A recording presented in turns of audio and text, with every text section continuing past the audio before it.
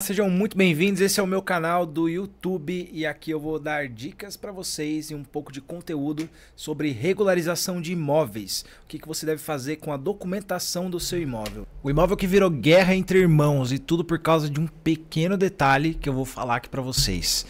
Gente, é o seguinte, tive um caso aqui em que a pessoa falecido tinha bastante propriedade, tinha um terreno gigantesco.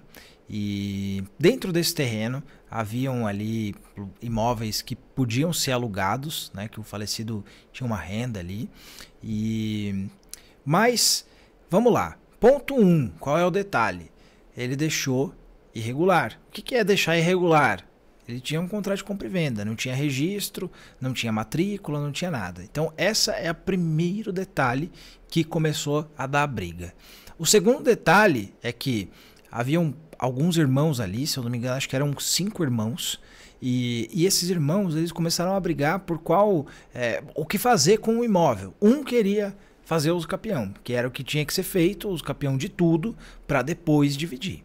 O outro queria só alugar, não queria, né, queria ter a renda, mas não queria fazer o usucapião, não queria resolver nada em termos de documentação, porque achava que era caro e aquela coisa, aquele papo de sempre que todo mundo acha que tudo é caro, né, mas está recebendo a herança de graça e a regularização acham caro. Mas enfim, então esse é o primeiro detalhe. O segundo detalhe é que acho que eu não me lembro exatamente agora quantos galpões eram de aluguel, mas já poderia ter sido dividido ali, porque eram vários galpões, eram mais de 5, e a gente está falando de 5 herdeiros. Então, o falecido já poderia ter se adiantado e falado, olha, você fica com esse e tal. Talvez deixado isso até em testamento.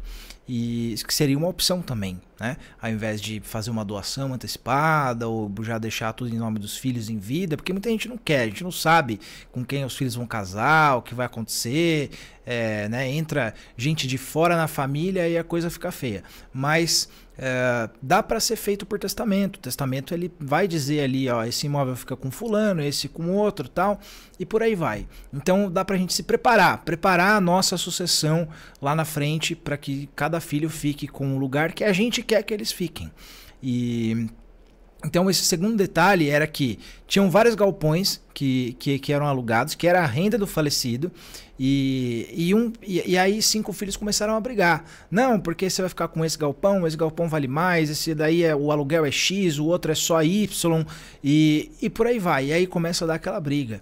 E aí vocês imaginam todo esse imbróglio, um imóvel que não tem documento, não tem matrícula, teria que entrar com uma usucapião em nome de todos os herdeiros, de todos os imóveis, ou seja, todos iam ser donos de tudo, e aí depois vai dividir.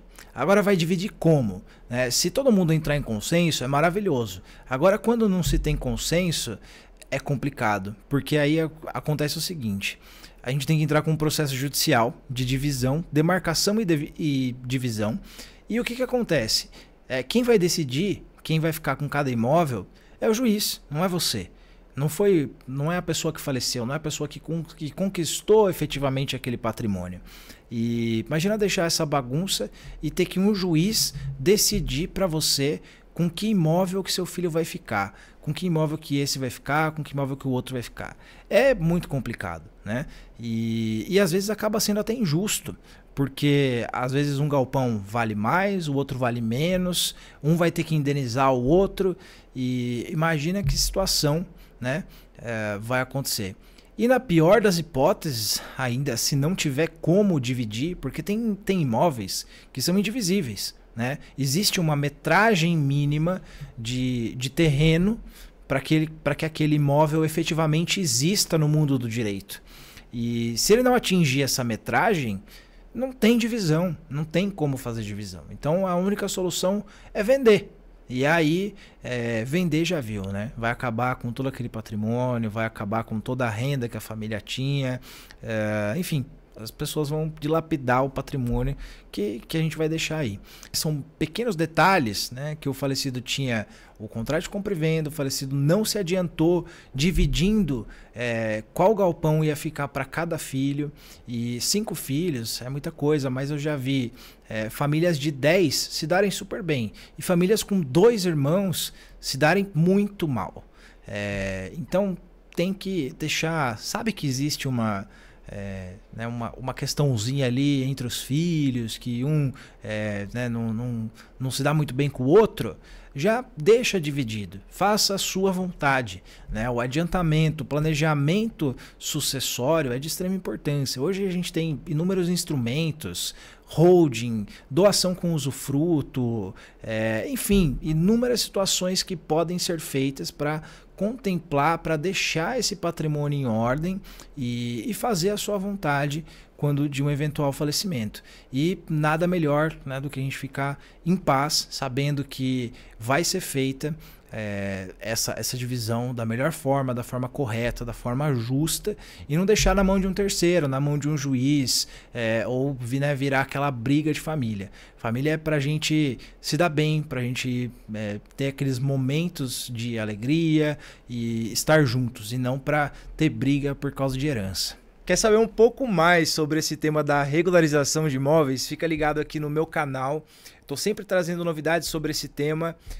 Dá uma olhadinha lá no Instagram, nas minhas redes sociais, Instagram, TikTok e LinkedIn. Sempre tem novidades sobre o tema. Um abraço!